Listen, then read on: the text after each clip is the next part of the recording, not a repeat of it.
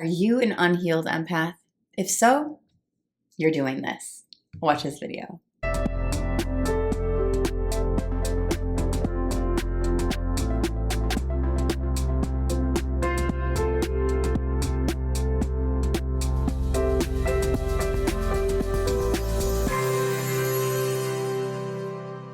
Hey guys, welcome to my channel. If you're new, please click the little subscribe button and the bell to receive notifications when I release new videos. And if you've been with me for a while, thank you so much and welcome back. First of all, I did this reel on my social media, a very short version, like a minute. So I'm going to do a longer version of the Unhealed Empath. Also, I should mention these shirts are now available. Born Awake.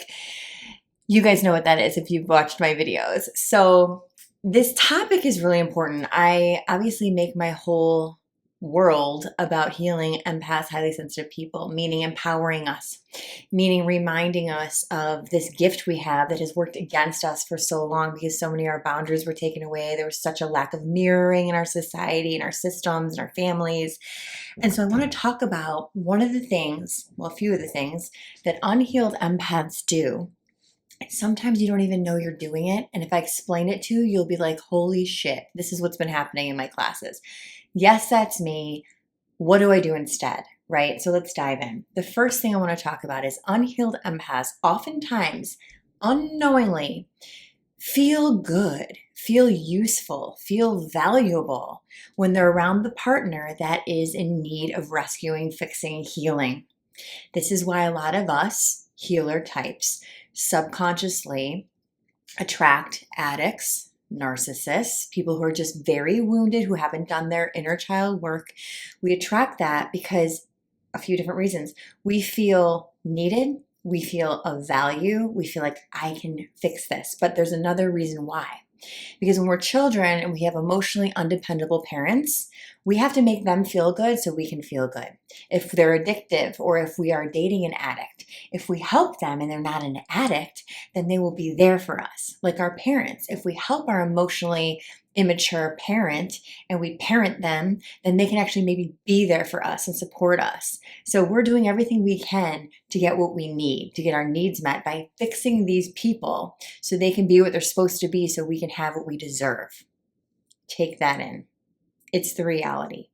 Really look at this. Many of us who've been in these families also, we obviously had our boundaries taken away, but we had to learn how to earn love. It wasn't just freely given. It wasn't unconditional. Why wasn't it unconditional? Because they were wounded, right? Our parents, our system, it's wounded.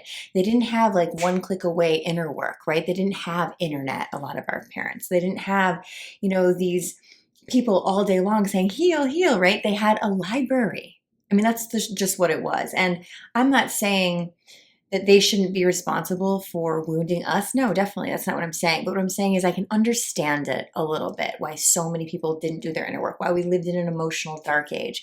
I say that because it hurts us when we take it personal, when we think, oh, I'm the reason my parent didn't heal. I'm the reason I was treated this way. No, you weren't. They didn't know. They didn't have tools. They didn't do the work, right? And if they did, then it's their responsibility to heal, but some people didn't have the access to it. A lot of people just abuse the fact they didn't have access to it. So it really is up to you to see where you fit in this, where your family, where your person, where whatever fits in this for you. But I'm saying these things because so often, and this is another thing I want to mention, so often, the majority of my clients obviously are empaths, highly sensitive people. Some people recognize themselves as a love addict or a codependent, right? So we all can fall into these different zones, but it's just, we're unhealed empaths or we're healing empaths, right? And so one of the things with this is the over responsibility of, oh, I see that they're in need. I have to do this. I have to give up myself and my own needs for this. Over responsibility. I have a client right now who's dealing with her dad. Her dad is undercover codependent. He can appear narcissistic. He can appear codependent. So it's kind of like a covert narc, right? But he's not really. He just has wounds and he has these coping mechanisms that appear to look like these personality traits, right? So no labeling, just recognizing. And she wants to save him from this bad business partner. And I'm like, I tuned in and I said, you're not supposed to. It's like a codependent parent who wants to prevent their child from getting in pain, but the kid needs to experience that pain to have the learning to trust themselves. Same with dad. I said, look, honey, a lot of highly sensitive people and empathic people become the parent to their parent. Please don't do that. Please let dad get the lesson he needs to feel like maybe he loses everything in this deal. And then he learns that he is actually loved unconditionally of his money, of his situation. Maybe that's the lesson he needs. Maybe you're seeing the really bad business partner and you want to prevent this, but you're not going to be able to prevent something that is meant to happen. And in fact, he might be more healed if it does.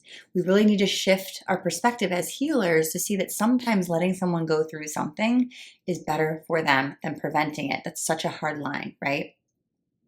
The other thing I want to say is this earning love that we learn.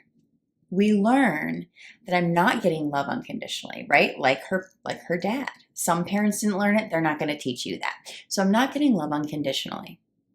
I have to earn it. What am I doing? What are your coping mechanisms? Write this down. How is it I've learned to earn? How did I learn to earn? I'll tell you, in one of my relationships, it was very, very clear for me. I was like, oh, I'm a pleaser. I get a hit. I get so excited when I see that he's pleased. And then I was like, oh shit. That's that earning love. That's why a lot of safe and healthy relationships aren't fun for us. They don't do it for us when we're still healing, because I don't have to earn it. Then what's the point? We get that dopamine hit from having to earn love. Take that in. So if you're in a situation you notice and you're like, oh shit, I'm fixing them. I'm helping them. I'm earning the love. This is a bad trap, because then you have to constantly earn it and leave yourself and compromise your truth and compromise your boundaries to get what you think you need. Stop.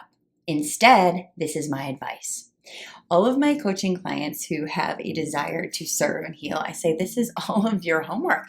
This is all of your school right now. This is your soul school. You guys are learning how to hone your skills, not for your partners, but for your future business. When you can focus on your clients and helping them heal, you don't have to focus on a partner who's in need of rescuing. Take that in. I stopped rescuing my boyfriends when I decided I got to do this for a living. It is so fulfilling to see people have aha moments and start to heal themselves. Rather than beating your head against a wall for a partner, it doesn't feel like a partnership if you feel drained, you feel one-sided. It is not a healthy situation. It is an inconsistent experience of harmony or peace. No, guys, redirect this towards your work or your future work, whatever that is. You don't have to be a healer or a coach. You can be whatever it is, but use this in your service, not your partner. Take that in. If you guys find that this video helped you in any way, please share it with at least one person. I'm going to be doing an online retreat in the next month I'm very excited about. So if you're not on my mailing list, please make sure you are. Just CandaceVanDell.com. You will see the sign up. Also, Inner Work is enrolling for March right now. If you want to do this work in a small group of 3 to 5 people max, we meet for 90 minutes every week for 8 weeks. Other than that, emotional rehab is now on demand at a fraction of the price, and shadow work is starting in March as well. These are amazing options for you if you're ready to do the deep dive into your inner child work. You're ready to end these patterns and use your gift to empower you and your purpose. Join me. Also, come find me on social media so I can say hi to you and get to know you better. I adore you guys. Have an amazing week.